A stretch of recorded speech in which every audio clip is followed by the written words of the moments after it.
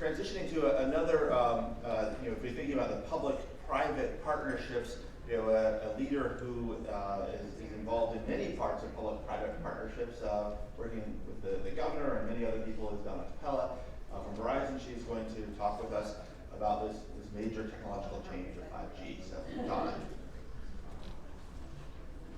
Thanks, John. Thanks, everyone. Really do want to thank MassTLC for the work that you've done, not just Tom, certainly his leadership, Sarah, the entire board.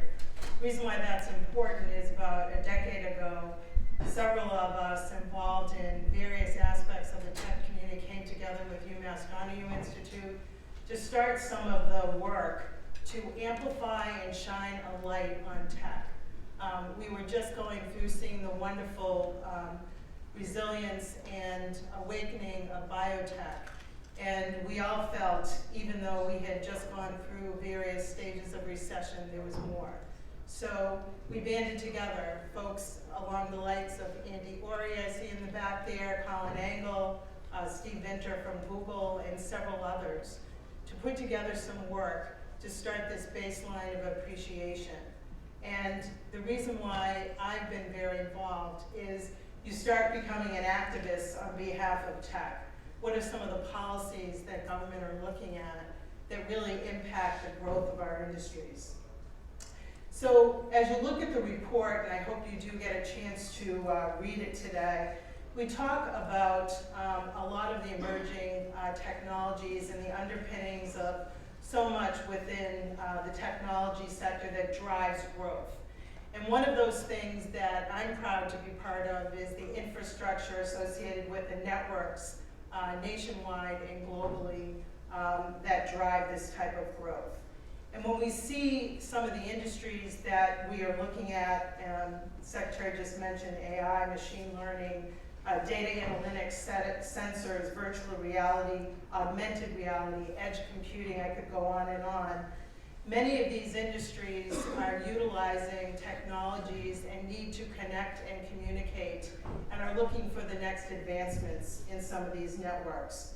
And so one of the things that our company has been working with, not alone, but with many, many partners in the industry, not only here in the United States, but globally, is the introduction of the next generation of wireless networks, 5G. So, we've heard probably a lot about 5G. There's been a lot of commercials. A lot of folks are saying, what is it? What will it do? And I want to take you back a little bit to just kind of talk about where we've been as a nation, as a globe with our infrastructure. We've had 1G, 2G, 3G, 4G, and every single time we think about the advancements that have been made in connectivity, it has enabled so much of what we're doing in various aspects of tech. So when you look at 5G, we're thinking about 10 gig of speed, throughput, 10 times the battery life, and I'll get to that in a minute, and probably thousands and thousands of more data production and volume in the network. And quite frankly, and you can see it through your own usage, whether it's today on your devices or the work that your Internet of Things connectivity to your other types of electronics are utilizing. So it's the fifth generation of communications technology. The first generation gave us cell phones with voice capability, and I remember that. I even remember the phone book that Mark mentioned, which we don't produce, by the way, anymore. Second generation gave us texting and messaging. Third generation, 3G, gave us smartphones, wireless access to the internet for the first time. And fourth generation, which is what is predominant today in the United States and on the globe, gave us video streaming and many other connected services and devices that we rely upon. So the emergence of 5G, the fifth generation, coupled with edge computing, will enhance the capabilities of these technologies and really further transform the world as we know it today. The pace that we've experienced, as I said before, is just extraordinary. It's rapid. The expectation from all of us in today's infrastructure is that it'll be ubiquitous and that we will evolve at unprecedented speeds of capability. And that is what's being faced right now. So, you know, we are looking actively with partners throughout the industry on use cases, on what that exactly means. Many of you know we have our laboratories right here in Waltham, our innovation labs. We have a 5G lab in Cambridge, and we've been working with many, many businesses, particularly in Massachusetts, over 250, quite frankly, on how to really enhance what work they are doing in connection with the network. So one of the things 5G is looking to also accomplish is to extend the mobile broadband network. And many industries and other populations are looking at fixed wireless technologies, expanding the boundaries of mobile technologies, 3D, holograms, virtual reality, augmented reality. Much of that we are using in our own business today to train our own people in how to maintain and install new technologies, whether they are on towers or local or in computer centers.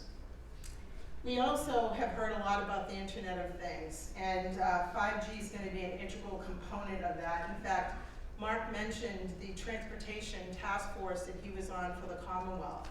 And in that, there was a discussion about autonomous vehicles. And quite frankly, you will not be able to use the benefits and the capabilities and incorporate the safety measures that we need for autonomous vehicles without the capabilities of networks like 5G. So, you know, this all sounds grand, and, you know, everyone's hurry up, let's get it done. And it's important that it's done in a way that makes sense.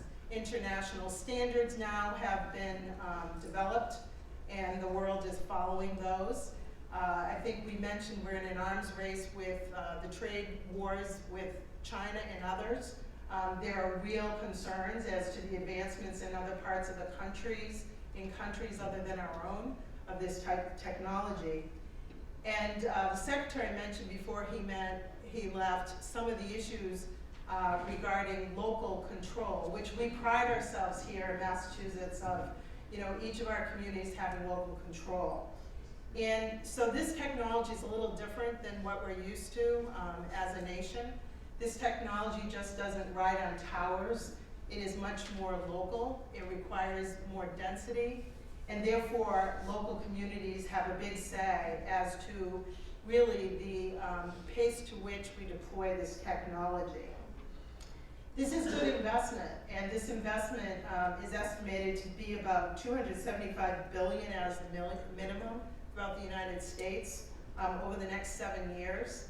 As I said, there's a real challenge to kind of put forth the pace we need to get the kind of ubiquity we need. This will not eliminate the wireless networks as you know today, the 4G networks, if you will.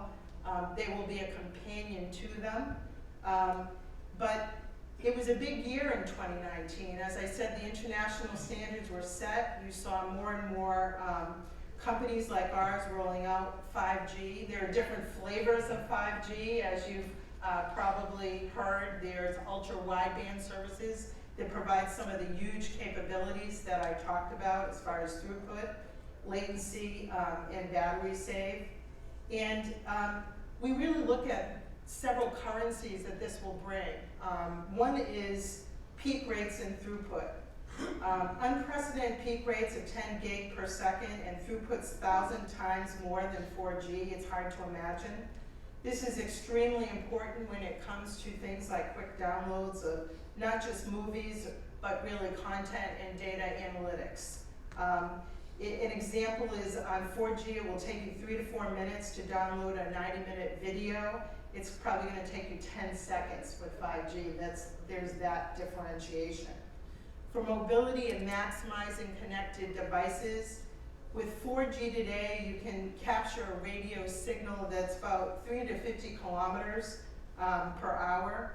And with 5G, it's about 500 kilometers per hour. So what does that mean? Again, high-speed trains, autonomous vehicles, IoT devices that are connected. You know, one of the limitations of wireless technologies today is you can roughly connect about 100,000 devices per square kilometer in 4G. In 5G, you can connect close to 1 million devices. So that means a massive change in some of the connectivity of devices as we know today. Some of the other things that have come up, and we've heard a lot about smart communities, smart capabilities, whether that be lighting solutions, but part of the change of the network isn't just on the technology itself, it is also associated with edge computing, and that is going to dramatically change what we know today about the cloud and where information is actually processed. And the idea is certainly when you think about smart grids, energy capabilities, of conditions that need to be managed quickly and more closely to the actual occurrence, that's going to make a significant change. One of the things we've also seen is that in our role to be the best in education, we have a fabulous reputation as a Commonwealth throughout the country and the globe in most economies, is how we're going to advance with our kids, not just in the Boston area or in communities that are wealthy, but communities of color and communities of disadvantage, how we're going to take this to the next level. And we're doing some work, our company is throughout the country with Verizon Innovative Learning Schools, in which we're trying to look at the combination of using technology, not for technology's sake, but advancing education as well. So, you know, one of the other areas we talked about as far as the economy is healthcare. And certainly where we're seeing some great advances of utilization of these types of technologies is in conjunction with healthcare.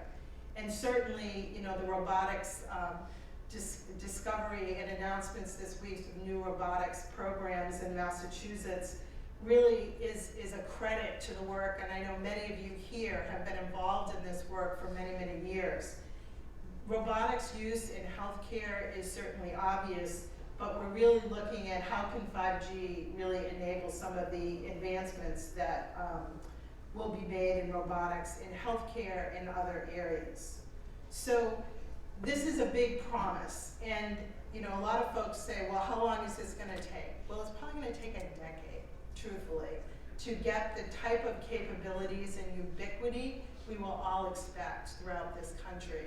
But one of the things I'm very proud of is the work we are doing in this regard. And quite frankly, just like Tom said, we're concerned about the talent. We need talent to devise, develop, define these networks, to implement them, to grow them. We need talent at all stages of the continuum. And so one of the things that I am doing as chair of the Mass Higher State Workforce Board for Governor Baker is including the voice of tech in this conversation. It is certainly about healthcare, the broad spectrum of professional and technical services that Mark talked about, but it is certainly the technology needs that we need as well. So I encourage you all to continue your great work and become activists with us in this realm. Thank you.